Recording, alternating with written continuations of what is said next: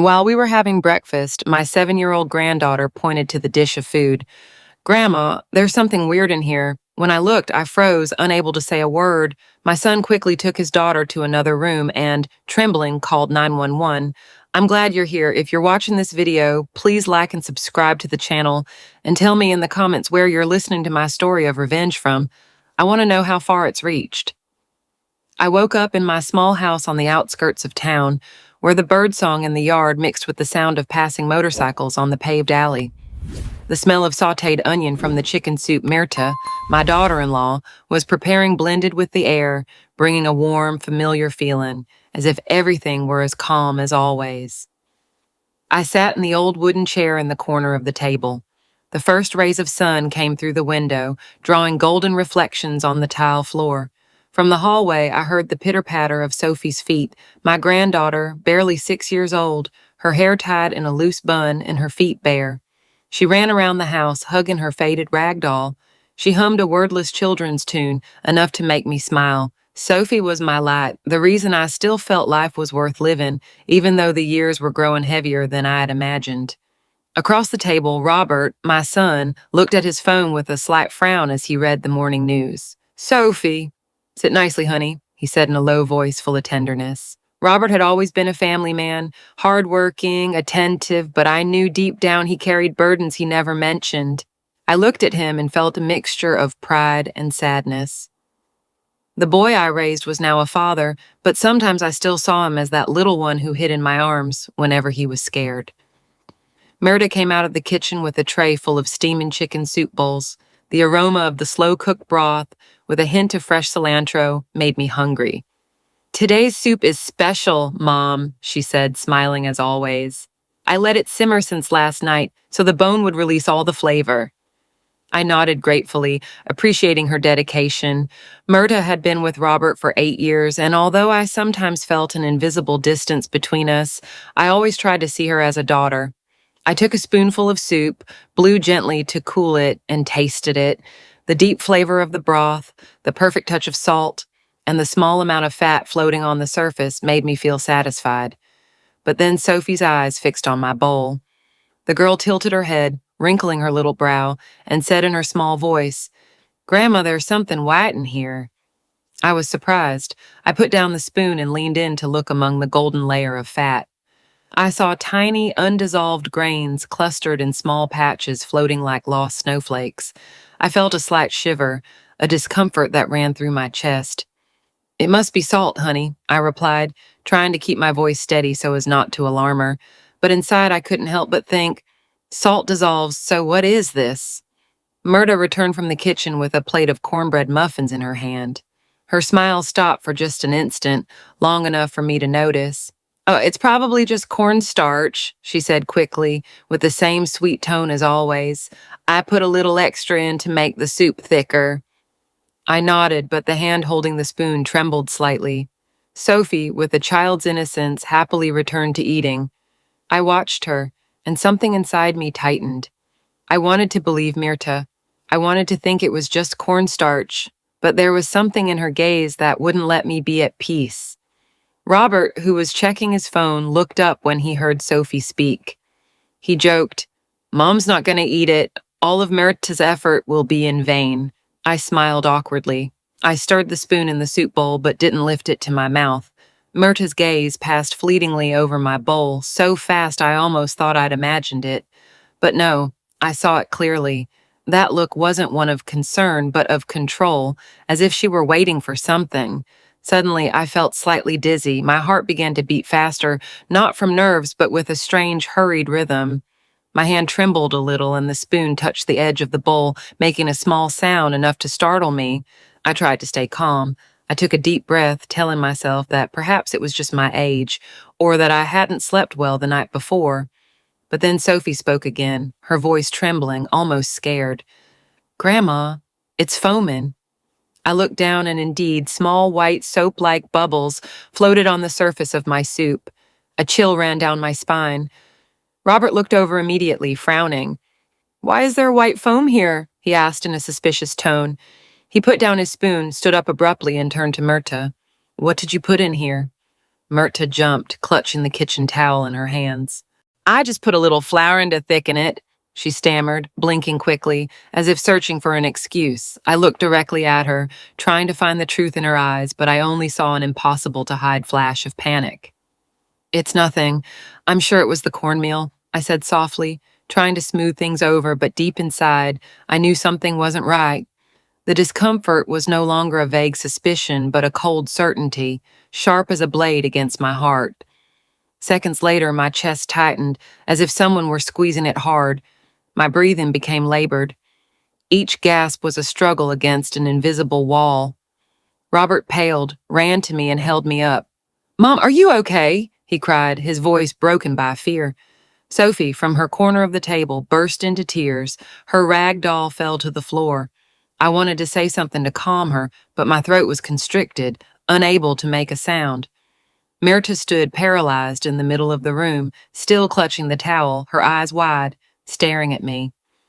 I made an effort to straighten up, looking directly at her. In her gaze was not a daughter-in-law's concern, but the fear of someone who has just been discovered. Robert, trembling, took Sophie to the other room and returned with his phone. "My mother is showing signs of poisoning. Send an ambulance immediately," he said in an urgent, almost pleading voice. While we waited, Myrta paced back and forth, babbling, "I don't know what happened. Maybe the chicken wasn't fresh." Her voice echoed, but I no longer had the strength to respond. I only watched her, my heart heavy. Was I imagining all this, or was something truly terrible happening in the very kitchen I had always considered the heart of the family? The sound of the siren broke the silence of the alley. Robert lifted me in his arms, his hands trembling but firm. Sophie managed to open her bedroom door and ran after us, crying, "Grandma, don't go." Her voice tore at my soul, but I only managed to brush her cheek before the ambulance door closed from the inside. Through the small window, I saw Myrta standing on the doorstep, her hands on her chest, tears falling, but her hands were shaking, and in that instant, I knew those tears were not of worry, but of fear that the truth was about to come out. I lay in the hospital bed. The strong smell of disinfectant filled my nose, making me feel suffocated. The cold, white fluorescent light on the ceiling illuminated everything with a cruel clarity as if to expose every hidden corner of my mind. The small room with its completely white walls made me feel tiny, fragile. Robert was sitting by my side, tightly holding my hand. His hands, hardened by years of work, were now trembling. I felt the fear in every squeeze, as if he were trying not to let me go. In the corner, Sophie, my little granddaughter, slept curled up in a plastic chair. Her cheeks still showed the marks of dried tears. She had cried nonstop when the ambulance took me away. And now, seeing her asleep like a kitten, my heart twisted. I wanted to get up, hug her, tell her that her grandma was fine, but my body was still weak. Each breath was like lifting a huge stone. The door opened softly, a faint sound but enough to startle me. Dr. Celeste Adams entered with a file in her hand. Her face was serious, her eyes sharp behind silver-rimmed glasses. She sat next to my bed and spoke in a firm, grave voice. "Mrs. Audrey," she said, using the Americanized version of the original name, "we have the results of your blood tests. We found traces of a very high-dose sedative in your sample. This is not a simple case of food poisoning." Her words cut the air like a blade. I felt my heart clench, not from physical pain, but from an invisible fear that gripped my chest. Robert was paralyzed. He squeezed my hand so hard it almost hurt. "Are you saying someone tried to poison my mother?" he asked in a trembling voice, as if he didn't want to believe what he had just heard. Dr. Adams nodded without hesitation. "The amount found in the food exceeds the safe limit tenfold. If you had finished that soup, your heart would have stopped." She paused briefly, letting us assimilate the magnitude of what she was saying.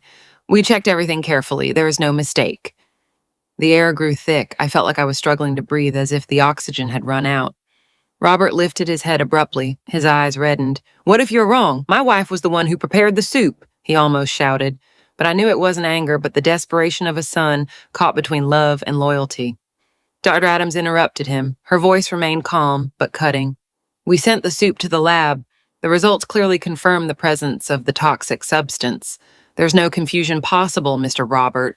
She looked at me with an expression that said more than her words could allow. I placed my hand on Robert's arm, trying to sound serene. Calm down, son. We still don't know anything for sure.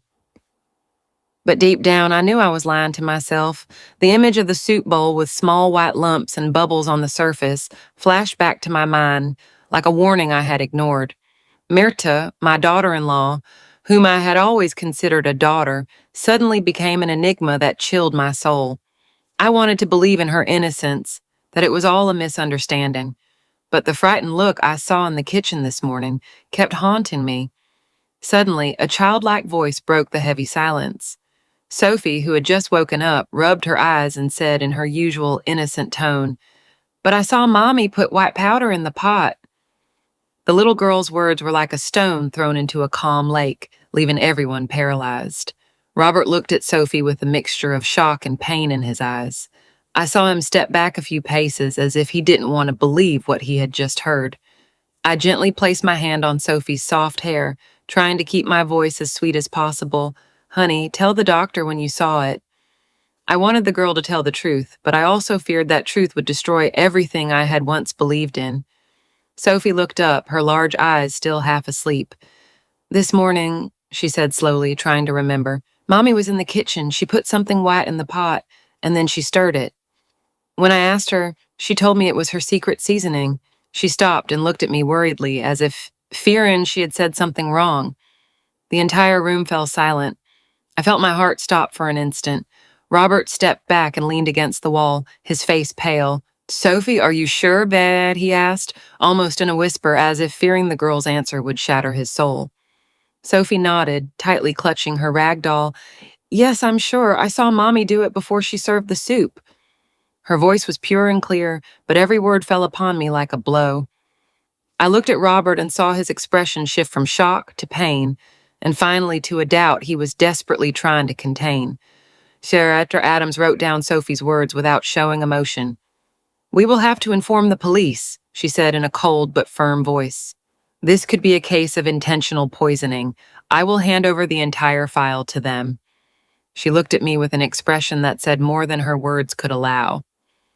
A few minutes later, two plainclothes officers entered.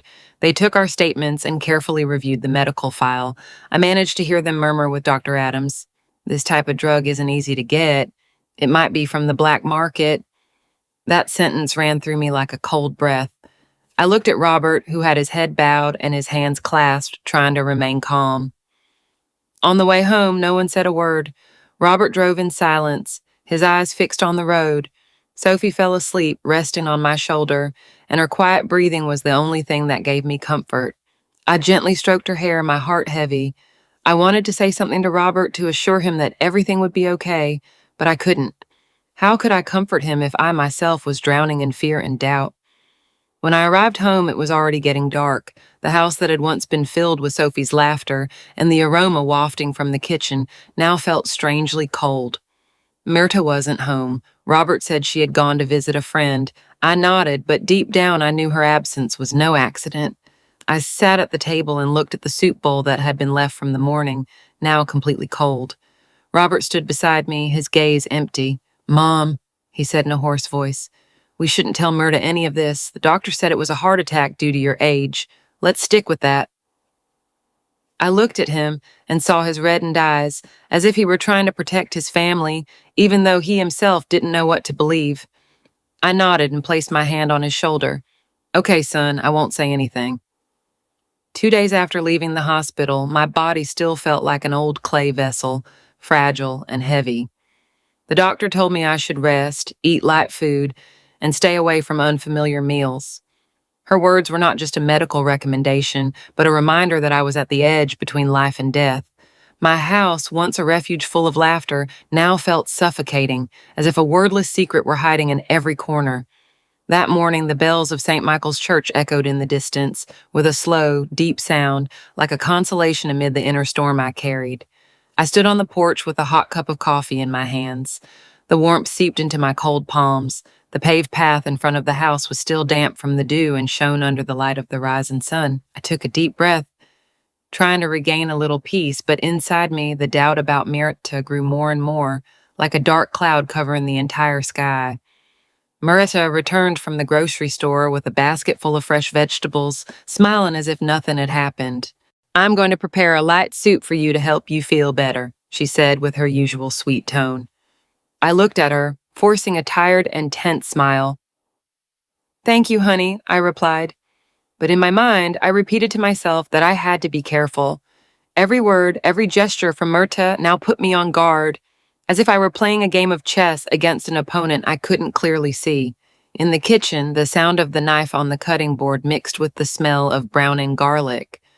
But that aroma, which once symbolized warmth, now made me uneasy. I sat at the dining table watching Sophie, who was in her high chair, concentrating on coloring a picture of an angel. The girl colored with blue and yellow tones while humming a children's song. Every now and then she would look up and say, "Are you feeling better now, Grandma?" Her clear, tender voice comforted me. I stroked her hair and nodded. "I'm fine now, my love." But I knew I was lying. I wasn't fine, not because of my body, but because my heart was torn by doubt and fear. In the yard, Robert was washing the car, the sound of the water mixed with the bird's song, creating a peace that seemed false. I watched him through the window and saw his shoulders slightly slumped, as if carrying an invisible weight. I knew he was also struggling with himself, trying to maintain his faith in Myrta, but Sophie's words at the hospital must have planted a seed of distrust in him. I wanted to say something to comfort him, but I was afraid that any word might break the fragile stability of this family. Myrta brought a bowl of hot oatmeal and placed it in front of me. The oatmeal looked thick and smooth, with a hint of rice and a touch of onion. But I noticed a distinct smell, something strong, different from any familiar spice. "I put a little extra oat flour in it to make it thicker," Myrta explained, placing the spoon in my hand. Her gaze fleetingly passed over me, but it was enough for me to feel the tension. I stirred the oatmeal gently, trying to keep my face serene. "Thank you, honey," I said, and I added, "But the doctor said I should only have milk today." Myrta's smile froze for an instant, but I noticed it clearly. "Then I'll prepare something else for you tomorrow," she replied with a sweet yet forced tone. She turned around. She took the bowl to the kitchen, and I heard her murmur something too low to understand. When she disappeared through the door, I carefully got up. I took the oatmeal to the sink and poured it out. The water washed away the creamy mixture, revealing a fine white powder stuck to the walls of the sink with a slightly penetrating odor. My heart began to pound. That was not oatmeal. It was something I didn't want to imagine, but I couldn't stop suspecting. I sat down again, trying to breathe calmly, although a storm was beginning to form inside me. I looked toward the yard and saw Robert focused on washing the car, as if that helped him forget what had happened. Sophie was still coloring, innocent and cheerful, like a small candle flickering in the darkness. I wondered how I could protect her, protect Robert when the danger was right inside this house. That night, when everyone was asleep, I stayed in bed with my eyes wide open. The wind blew through the window, bringing the smell of damp earth and a faint scent of orange blossom from the garden. But that calm was only a facade. I heard soft footsteps coming from the kitchen. I wrapped myself in my wool shawl and went out into the hallway, hiding behind the wall. Myrta's voice on the phone was low, rushed, almost a whisper. "No, not yet. She seems to suspect. But don't worry, I'll have the money soon." I held my breath, gripping the door frame hard, my nails digging into the old paint, trying not to tremble. Myrta continued, lowering her voice even more. "I swear, just a few more days. Don't call again, they might hear us." Her words cut through me like knives. Money. How desperately did she need money to do something like this? And who was she? Who else could it be but me? When she hung up, I heard the water running. She was washing something. I peeked through the door crack and saw her carefully rinsing a small glass jar. The kitchen light reflected on the white powder remaining inside. She was checking it carefully, as if trying to erase any trace. I backed away, my heart racing, trying not to make the floorboards creak. Back in my room, I locked the door and sat on the bed, my hands shaking. That night, I couldn't sleep. Every sound, the wind, the branches hitting the window, made me jump. In the darkness, I understood with complete clarity. My suspicion was no longer just an intuition. It was a cold, terrifying truth, living inside my own house. The next morning, when Myrta took Sophie to school and Robert left for work, the house fell into an uneasy silence. I stayed in the kitchen with a cup of coffee in my hands, not drinking it. The heat of the coffee warmed my frozen fingers, but couldn't warm my soul. From the neighboring house, the radio played an old, melancholic folk song, as if telling my own story, that of an elderly woman trying to protect what little was left of her family. I picked up the mop and entered Myrta and Robert's room. The air was permeated with cheap perfume mixed with the scent of the moisturizer Myrta used on her vanity. Lipsticks, a compact powder, and a red leather wallet were scattered, as if someone had hurriedly searched through them. I stopped. I took a deep breath to calm myself.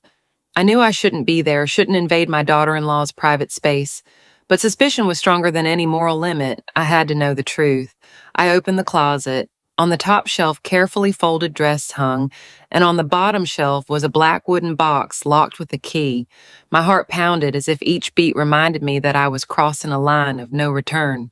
I checked the pockets of Myrta's jackets, hoping to find the key, but only found scraps of paper, some loose change, and a few old envelopes. Then a piece of paper fell to the floor. Light, but heavy as fate. It was a promissory note, and it clearly stated, debtor Myrta Johnson, amount $300,000. The seal of the pawn shop, the fortune loan, was stamped in the lower corner, red as blood. I breathed deeply, trying to control the trembling in my hands. $300,000. It was no small amount, especially for a family like ours, living on Robert's engineer salary and my small savings. Who did Myrta owe that money to, and why? I continued checking the papers, and underneath I found a small open Ziploc bag with some white powder residue on the edge. A chill ran through my body. I knew that powder was not cornstarch or oat flour. It was the same substance that had appeared in the soup, in the sink, and now in this room. I took out my phone with trembling hands and took pictures of the promissory note, the Ziploc bag, and the other receipts in the drawer. While checking further, I found a receipt from a pharmacy on the outskirts of town. The name of the drug was scratched out, but a small line was still readable. Benzodiazepine compound. I'm not a doctor, but I knew it was a type of sedative, the same one Dr. Adams had said they found in my blood. I carefully photographed the receipt, every corner, as if each image were a piece of the puzzle of truth I was trying to reassemble. At that moment, the front door opened with a dull bang, like a hammer blow straight to the heart. Myrta had returned earlier than usual. I rushed to put everything back in its place, clumsy, trying not to leave any trace. I grabbed the mop and pretended to clean the floor, although my heart was beating so hard it felt like it would jump out of my chest. Myrta walked in with a cold gaze. "What are you doing in my room, Mom?" she asked from behind me, not angrily, but with a tone as cold as the night wind. I turned and forced a smile. "Oh, I was just cleaning this room. It has a little dust." My voice sounded false, even to me. Myrta stared at me with an expression that seemed to pierce me, as if she knew what I'd seen. "It's not necessary, Mom. I can do it," she said with a weak smile on her lips that failed to hide the tension in her eyes. I nodded and slowly left. Each step weighed 1,000 pounds. As I walked down the hall, I saw Myrta's reflection in the wall mirror out of the corner of my eye. She was still there, watching me with a gaze as sharp as a knife. I tried to keep my face serene, but inside, I knew I had just crossed a dangerous line. Myrta wasn't stupid. She knew I was suspicious, and I also knew that from that moment on, I had to be more careful than ever. That afternoon, I took the envelope with the freshly taken photos and walked to St. Michael's Church. The bells resonated deep and grave, as if reminding me that I still had a place to seek solace. Father James, an elderly priest I had known since my youth, was in the yard tending to some small potted plants. I handed him the envelope, my voice trembling. "Father, I beg you to keep this for me. I don't dare keep it at home. I'm afraid they'll find it." He looked at me with kind eyes, but full of worry. "Audrey, what is this? What trouble have you gotten yourself into?" I told him briefly, without going into detail. I only told him I suspected someone in my house was doing something wrong. He took my hand and said in a serious voice, "You must be very careful, Audrey. This is no game. If you need anything, tell me." I nodded, feeling a weight lifted off my shoulders, although fear still clung to me. On my way back home, it started to rain. The cold drops hit my gray hair. I took refuge in a small drugstore on the corner where a neon light flickered in the rain. I asked the saleswoman, a middle-aged woman with a tired look, "Ma'am, do you sell benzodiazepine compound here?" She frowned and lowered her voice. "That's not sold publicly, ma'am. Only smugglers get it. Why do you need it?" I shook my head. I thanked her and left. The cold wind cut my skin. Her words echoed in my mind as a confirmation of my fears. When I arrived home, Myrta was in the kitchen. The aroma of pumpkin soup filled the air. She turned to me with a radiant smile as if nothing had happened. "Where have you been, Mom? I'm preparing your favorite soup." I smiled, but my smile weighed as heavily as my mood. "Thank you, honey, but the doctor told me I should eat something lighter," I replied in a soft but cautious voice. Myrta served the soup in a bowl and brought it closer to me with the same sweet tone. "It's just soup, Mom. There's nothing wrong with it." I took the spoon, stirred it a little, but didn't lift it to my mouth. The air between us grew thick. Only the ticking of the wall clock could be heard. I looked at her. She looked at me, and in that instant, I knew we were playing an invisible game. Myrta was no longer the daughter-in-law I knew. She was an enigma, and I understood that to survive, I had to keep pretending. I put the spoon down on the table and smiled. "I'll eat it later. I'm a little tired now." Myrta nodded, but I saw her gaze slide towards the bowl, as if checking if I had actually eaten. I got up, went to my room, closed the door, and sat on the bed, my hands still trembling. That night, the house was silent. Only the rain hitting the shingle roof could be heard like a slow drum, marking the rhythm of my fear. I lay down with my eyes wide open, unable to sleep. The yellowish light from the hallway filtered through the crack under the door, casting shadows on the floor, as if narrating a disturbing story that I didn't want to hear. Almost at midnight, when the wall clock chimed 12 times, I heard very soft footsteps in the living room. The sound was faint, but in the silence of the night, it resonated clearly like a warning.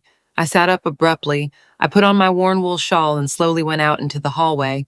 I pressed myself against the wall near the kitchen, holding my breath to make no noise.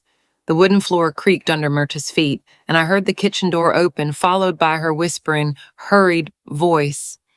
Myrta had her back to me, the phone glued to her ear, her voice hoarse and tense. "I told you, I'm gonna pay. Don't call me anymore. They've started to suspect." Her words pierced my chest like a stab. I pressed my fingers against the wall, my nails digging into the old paint, trying not to tremble. The person on the other end said something I couldn't understand. I only heard Myrta lower her voice even more, almost a murmur. "I'm going to get the money. I just need a few more days. That old woman is already very weak." That sentence chilled my blood. That old woman was no one other than me. My heart was pounding, beating against my chest like a drum. I wanted to step out and confront her right then, but my legs felt nailed to the floor. Myrta fell silent for a moment, listening, and then suddenly turned. I hid further in the darkness, not breathing, feeling like the whole world had frozen with me. Luckily, she didn't see me. She hung up. She poured a glass of water, her hand shaking slightly. Under the dim kitchen light, she opened a cabinet and took out a small glass jar. She held it up to the light. The white powder inside barely shimmered, like a mute threat. She shook it slowly, observed it for a few seconds, and put it in her coat pocket. I stayed behind the door, listening to her footsteps passing nearby. Soft but unsettling. When her bedroom door closed, I dared to come out. On the table next to the glass of water, I saw some small traces of white powder, perhaps accidentally dropped.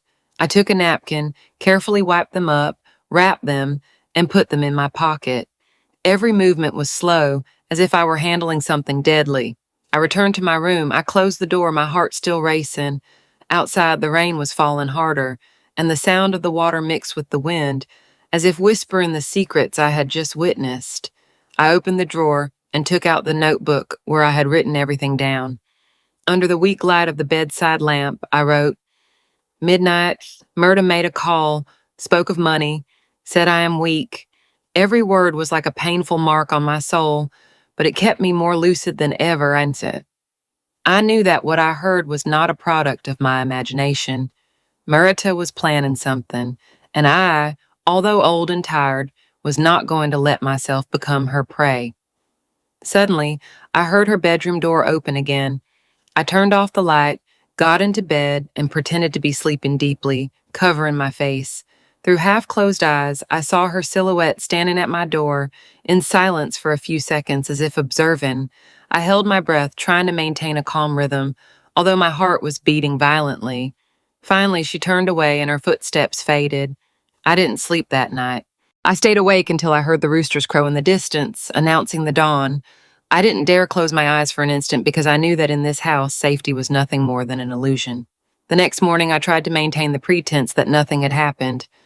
I made coffee, sat on the porch, and watched how the light of dawn gilded the stone path, but every sip tasted bitter, not because of the flavor, but because of what I had heard the night before. Myrta came out of the bedroom with a slightly pale face, but still with her usual smile. "I'm going to the market early to buy some fish to cook for you, Mom," she said with a sweet voice, as if that call in the darkness had never existed. "The doctor says eating fish is good for your health." I nodded and replied softly, "Thank you, honey." But inside, I promised myself that from that moment on, I would not eat anything she prepared.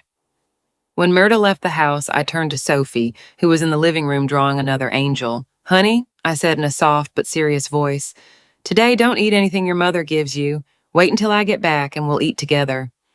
Sophie looked up, her big eyes watching me curiously. Then she smiled. "Yes, Grandma." She didn't ask any more questions, as if sensing the gravity in my tone. I stroked her hair and felt a lump in my throat. Sophie was the only light in this house, and I knew I had to protect her, no matter the cost. I carefully closed the door, locking it.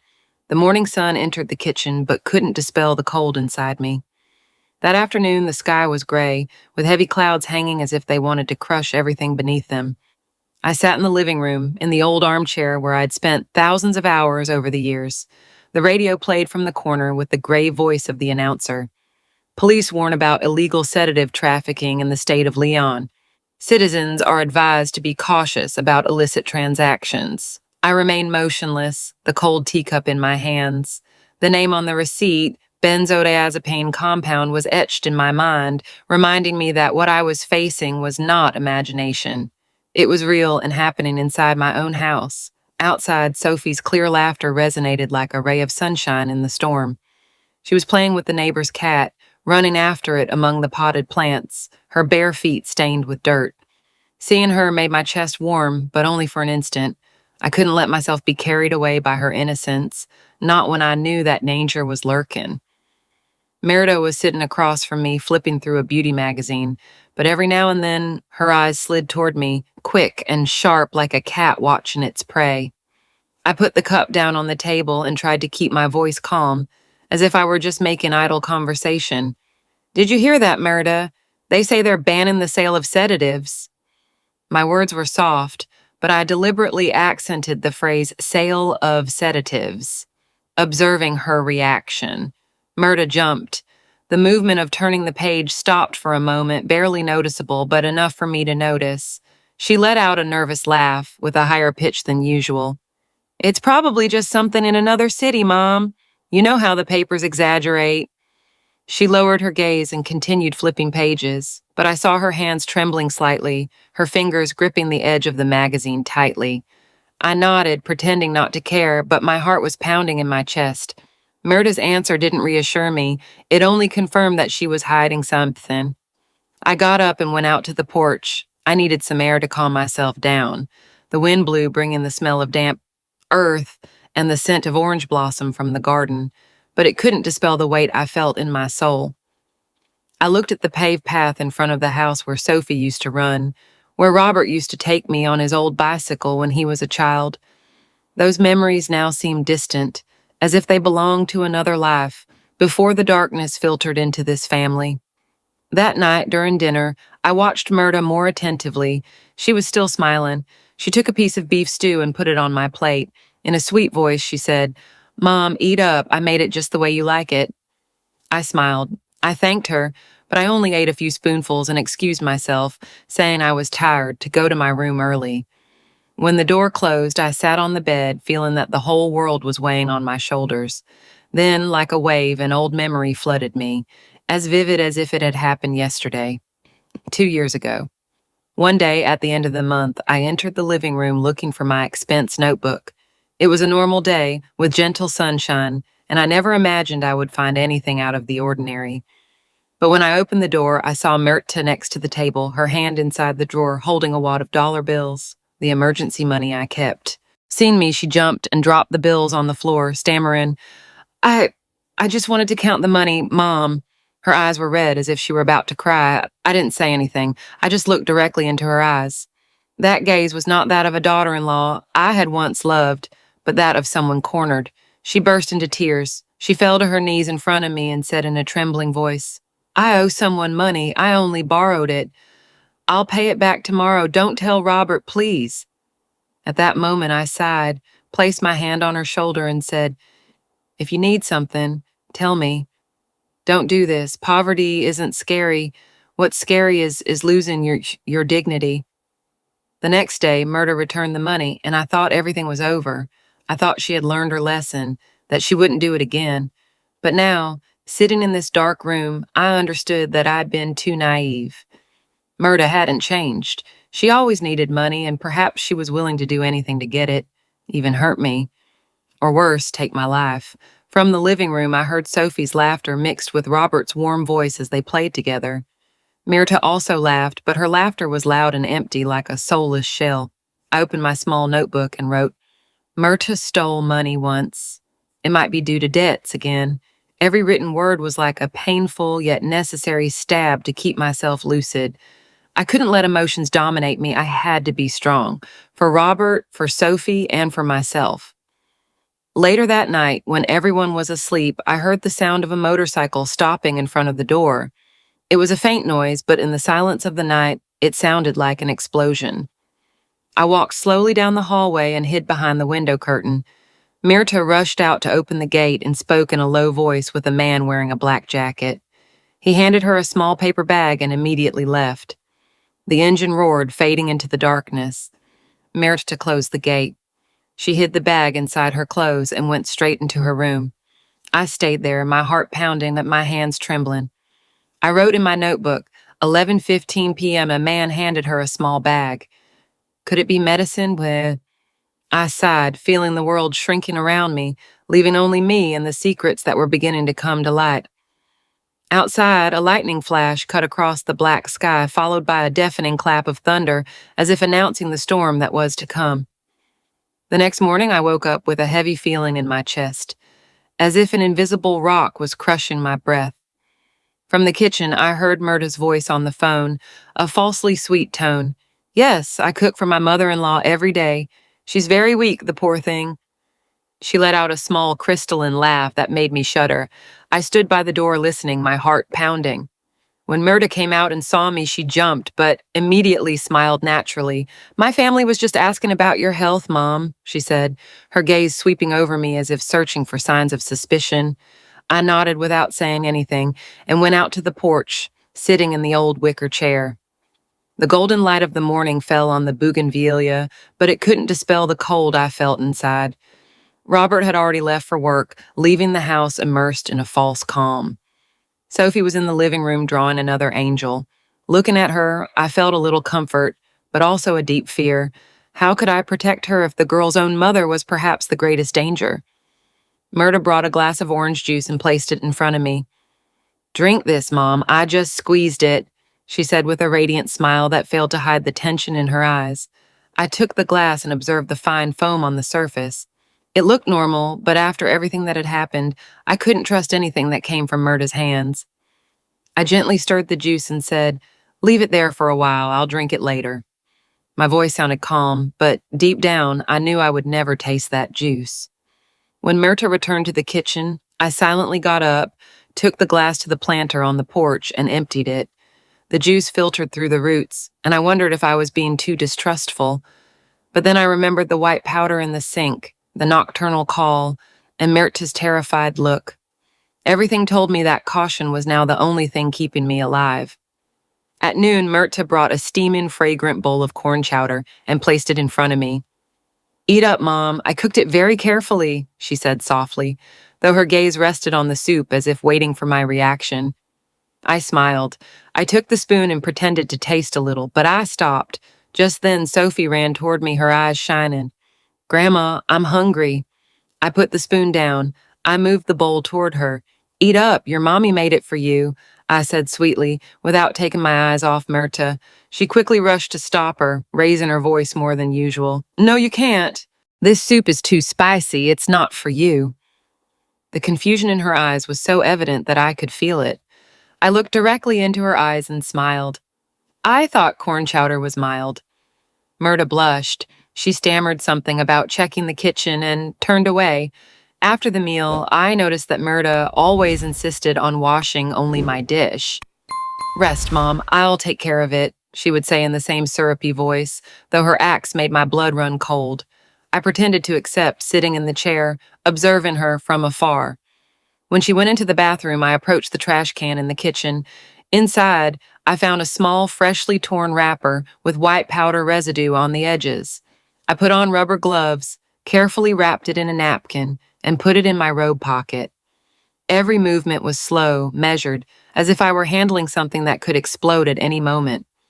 That night, while the whole family was having dinner, the atmosphere was as heavy as a black cloud suspended in the air.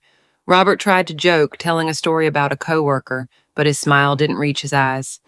Sophie, innocent as ever, suddenly said, Grandma, yesterday I saw Mommy put powder in the pot again. I asked her, and she said it was magic dust to help you sleep better. Her voice was sweet and carefree, but those words fell like a stone into a calm lake. Robert let out a dry laugh. Magic dust? Where did you learn that? He asked, looking at Myrta with a mixture of mockery and suspicion. Myrta blushed and forced a smile. Oh yeah, kids make things up. It was probably just rice flour I put in. She lowered her gaze and took up some vegetables with her fork, but I noticed her hand trembling slightly. I just smiled without saying anything, but inside I knew that Sophie had unintentionally revealed a key piece of the truth. After the dinner, while Myrta was cleaning and Robert was bathing Sophie, I quietly went to my room. I sat down, opened my notebook, and wrote, Sophie saw Myrta put powder in the pot. She called it magic dust, powder wrapper in the trash can. Every line was like a painful but necessary stab that kept me awake. I knew I was walking a dangerous path, but I couldn't stop.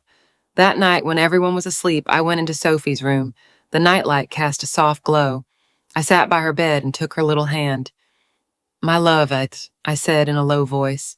If you see Mommy put anything strange in the pot again, tell Grandma right away. Don't be afraid. Sophie nodded and hugged me. I promise, Grandma. I looked at her pure face and told myself that she was the only light in this house. The reason why I had to keep fighting, 2 days after the corn chowder incident, early in the morning, when Robert had already left for work and Myrta had taken Sophie to school, I took the small bag with the powder wrapper I had found in the trash. I carefully wrapped it in a napkin, put it in my purse, and left the house. The way to St. Michael's Church was familiar to me, but that day, every step felt heavy, as if I were carrying an invisible weight. In the distance, the bells sounded deep and sweet, reminding me that I still had a place to seek solace amid the storm. Father James was in the churchyard tending to some potted plants under the morning sun. Seeing me, he smiled kindly, but his expression changed when I handed him the small bag.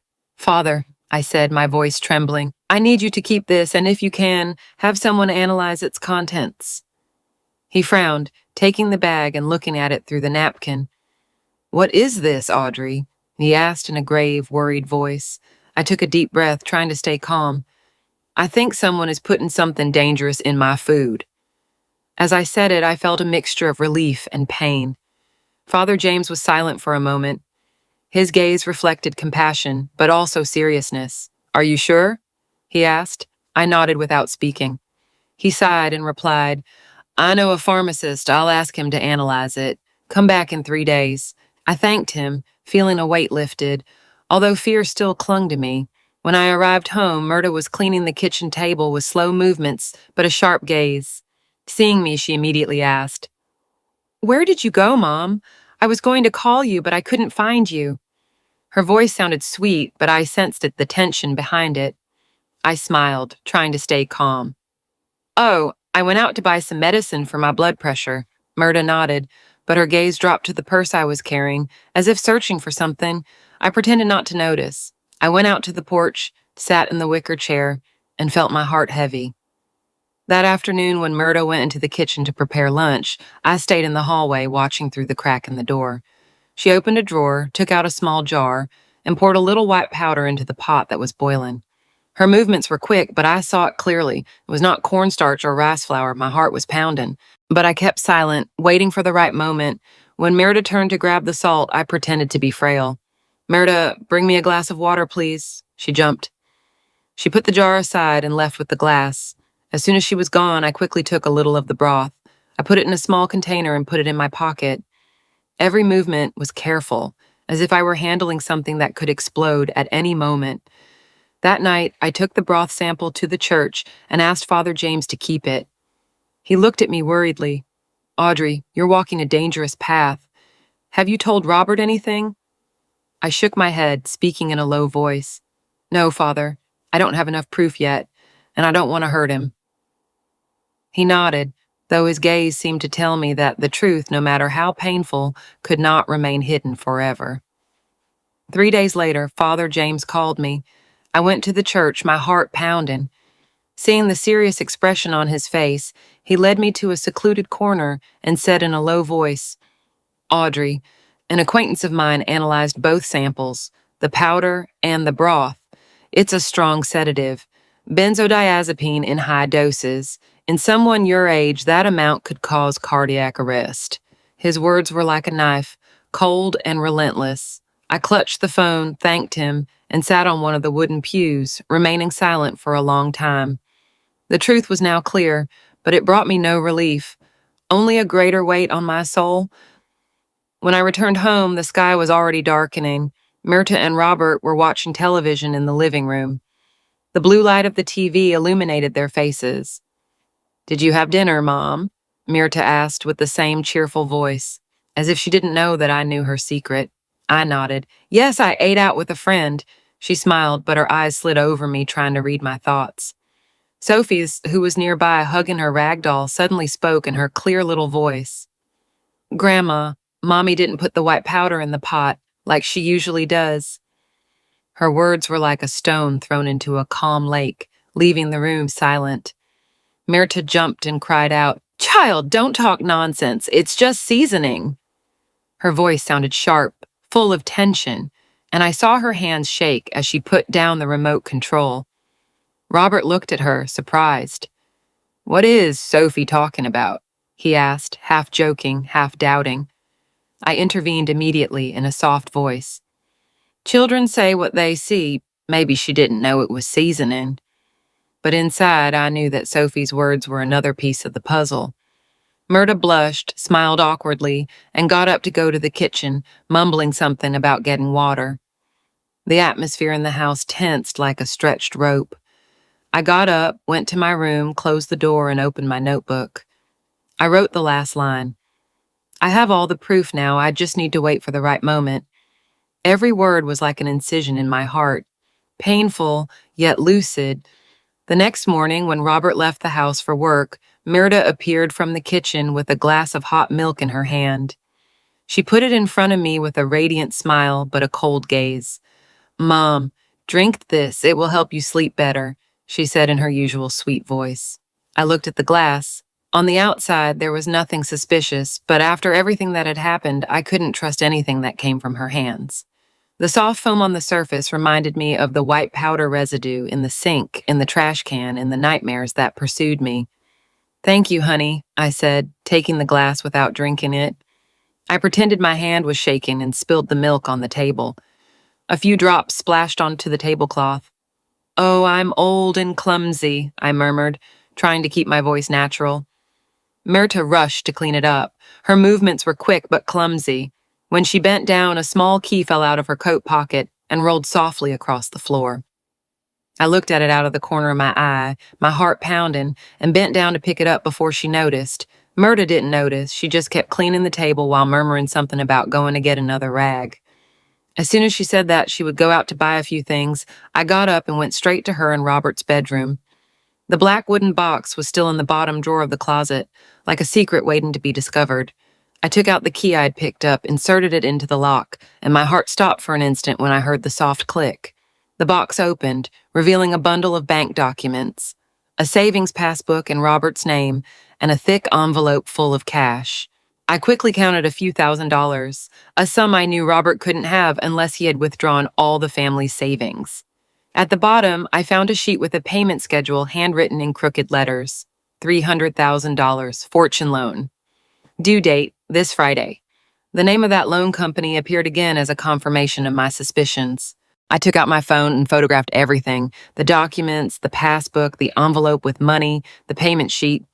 Each photo was another piece of the puzzle I had been trying to assemble for days. I put everything back in its place, closed the box with care, and left the room, my heart still pounding in my chest. The next day, I took all the evidence, the photos, the powder bag, the soup sample, to the police station. Officer Beltran, a middle-aged man with a sharp gaze, received my folder. He examined every photo, every sample, and then looked at me. "You've done great work, Mrs. Audrey," he said in a grave but firm voice. "We will send officers to catch her in the act. Stay safe, you and your granddaughter. Don't let her suspect you came here." I nodded, feeling a part of the weight lighten, although fear still clung to me. That night, I sat in the kitchen observing Mirta. She was cooking as always, cutting vegetables, stirring the pot. Her movements were precise, but her eyes looked at me again and again, as if she were monitoring me. I pretended to read the newspaper, but every noise coming from the kitchen made me jump. Then a loud, unexpected knock came at the door. Mirta stopped, still holding the knife in her hand, and a spark of panic crossed her gaze. I got up and opened the door. Officer Beltran, again in plain clothes but with an imposing presence, entered, followed by a colleague. He smiled politely and said in a calm voice, "We're here to conduct a routine food safety inspection in the neighborhood, ma'am." His gaze passed over the pot of soup simmering on the stove and stopped at Mirta. She paled, took a step back, and clutched the knife tightly in her hand. "No, nothing's wrong," she stammered. "I'm just cooking for my mother-in-law." Beltran signaled to his partner to take a sample of the soup. The man put on gloves, carefully took a little into a test tube, and sealed it. Mirta stood motionless, her gaze darting between me and the official. "Are they from the health department, Mom?" she asked in a trembling voice as if seeking an escape. "Why are they checking small families like ours?" I shook my head, feigning surprise. "I don't know, maybe it's a new regulation," but inside I knew that the final confrontation had arrived. Officer Beltran looked at Mirta. His tone was still calm, but sharp. "We will analyze the sample. If we find anything unusual, we will return." He nodded to me and left, leaving a heavy silence in the kitchen. 2 days after the police took the soup sample, I received a call from Officer Beltran. His voice was grave and serious on the phone. "Mrs. Audrey, the sample contains a very high dose of sedatives, identical to the ones you provided us with earlier. We will act today." His words were like a cold wind that swept through me. I felt relief and fear at the same time. I knew the moment to face the truth had come, but my heart ached at the thought of Robert and Sophie. How could I protect them from the pain this truth would bring? That afternoon, it started to rain heavily. The heavy drops hit the shingle roof, creating sad music. I was sitting in the living room, the notebook where I'd written down each detail of the last few days in my hands. But my eyes did not leave the door. Robert arrived early. His face was tense, and his eyes were red, as if he had fought an internal battle.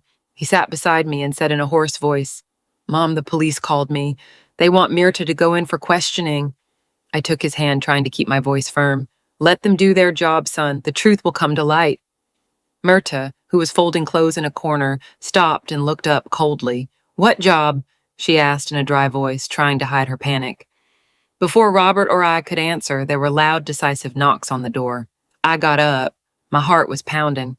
Officer Beltran, again in plain clothes, but with an imposing presence, entered, accompanied by 2 agents. He looked directly at Mirta and said briefly, "Mrs. Mirta Johnson, you are under arrest for attempted poisoning and premeditated assault." The air in the room froze. Mirta was paralyzed, her eyes wide. And then she screamed, "No, I didn't want to kill anyone. You're wrong." Her voice broke in desperation, but in her eyes was terror, not innocence, but the fear of being discovered. Officer Beltran held up a document and added in a cold voice, "Then explain why we found high doses of poison in the food you prepared for your mother-in-law. We have proof from the soup, the powder, and witness testimonies." Myrta turned pale, unable to say a word, gripping the edge of her blouse tightly, as if trying to cling to a last hope. Robert stepped back, leaning against the wall, his face completely white. "Did you really do that?" he asked in a trembling voice, as if each word were a direct stab to his heart. Myrta burst into tears. She ran toward him and took his hand, saying through sobs, "I had no other option, Robert. I owe people money. If I don't pay, they won't leave me alone. I just needed some of your mother's savings." Her words were like a bullet straight to Robert's chest. He pulled his hand away, his voice firm but full of pain. "You chose the worst path, Myrta. You not only betrayed my mother, you also betrayed this whole family." He turned away without looking at her, his shoulders shaking, trying to contain the storm of emotions inside him before the police officers cuffed her. Myrta turned to me, her red eyes full of hatred. "It's all your fault," she cried, her voice cracking with tears. I didn't say anything. I just looked at her, my heart heavy. I felt no victory or relief, only deep sadness. Myrta had been my daughter-in-law, someone I considered a daughter, but now she had become a complete stranger. The door slammed shut as the police took her away.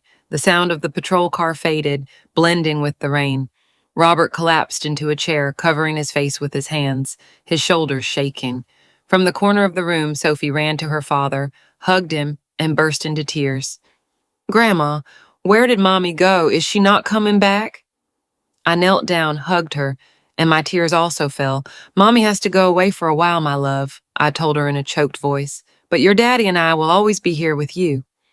Robert looked up, his eyes full of pain, but also determination. He put a hand on my shoulder and murmured, "Thank you, Mom, for being so strong."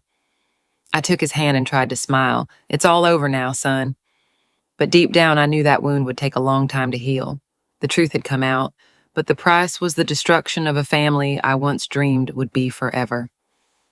A week later, the kitchen was once again filled with light, but the atmosphere was different. There was no longer tension or suspicious glances. Sophie, with a radiant smile, came out with a plate of still steaming pudding. "Grandma, I made this one myself with no white powder like Mommy's," she said in a voice so pure that we all burst into laughter. Robert looked at her tenderly, sweeter than ever. He took my hand and said in a warm voice, "Thank you, Mom, for not giving up. If it weren't for you, I don't know what would have happened." I smiled, seeing father and daughter, feeling that a huge weight had finally been lifted from me. Outside, the rain had stopped, and sunbeams filtered through the clouds, bathing the bougainvillea in the garden in gold. I took a sip of coffee, listened to the sound of the cicadas, and thought, sometimes justice doesn't need the bang of a judge's gavel, only a child's eyes pure enough to see through the darkness. That night, Sophie hugged me and chirped, asking me to tell her a story before bed. I sat on the edge of her bed and told her about a brave princess who fought against the darkness to protect those she loved. She listened, fascinated, her eyes shining under the dim light of the lamp.